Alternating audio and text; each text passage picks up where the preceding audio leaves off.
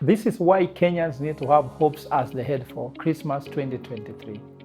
Having elected Kenya Kwanza government that most Kenyans now call Kula Kwanza government, Kenyan hopes came when Azimio team said that having lost the election, they had a magic formula of removing the current government from office through demonstrations. However, the demonstrations turned so violent that remains a tool that should never ever be used again in this country as a leader Jamii comes up with a peace marathon that should champion peaceful means of resolving conflicts rather than resorting into violence, since third liberation, which is economic liberation, unlike first and second liberation, cannot be achieved through violent means.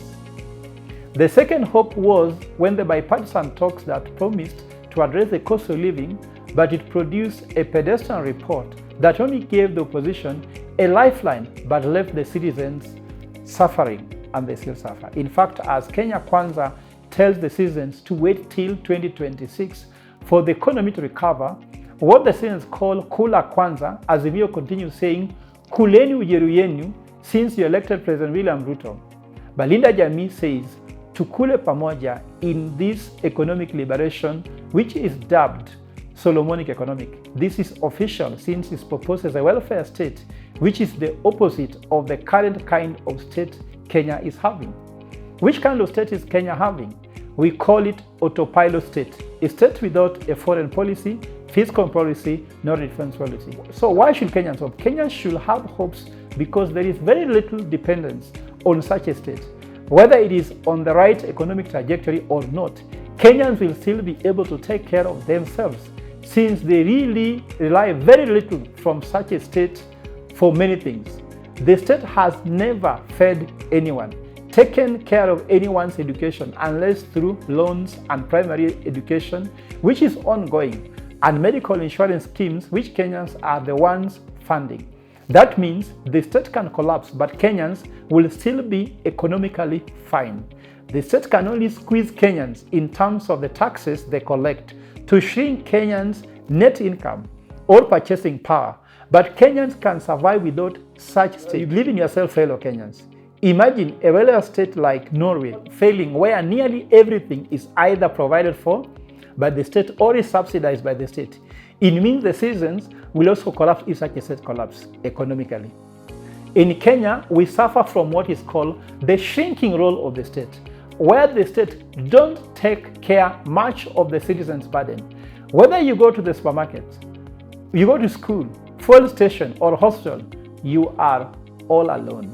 This is the potential erosion of the state from its customary intervention in regulatory economic growth and promoting redistribution of resources. Shrinking role of the state, seen as the state retreat, may be seen in the withdrawal of finance, services and staff, as well as failure to increase these resources to match growing needs, both of which are referred to as retrenchment in an economic terms, austerity measures. The erosion of state as an institution is visible in the underfunded social programs, a smaller public sector, a weakened regulatory structures, foregone infrastructure projects, public asset sales, and continued privatization. The shrinking state both produces and is a product of a restructured social contract between government and the citizens. Although we have not seen wholesale Kenya Kwanza decline, there has been gradation of state change, especially in qualitative markers such as shifts in state functions, scale of activities citizens served, and private sector involvement in government affairs, and fact even NGO support.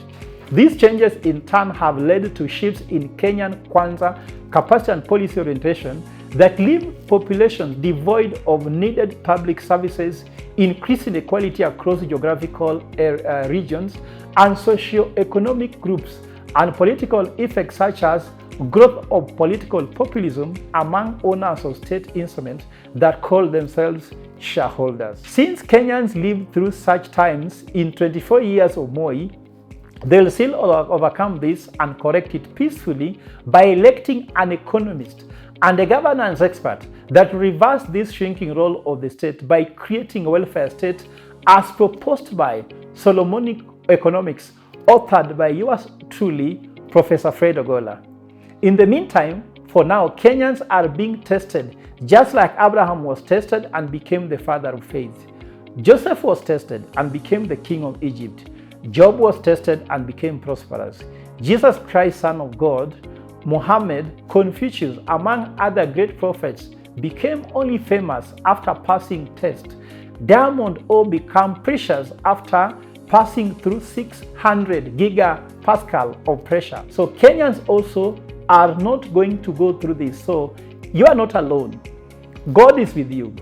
And God is trying to tell you, just like God told me on Holy Thursday, when I got fired from my work, that you are not alone. I have your back. So God is telling us in this shrinking role of the state that I have your back and I will lead you there. Merry Christmas and Happy New Year.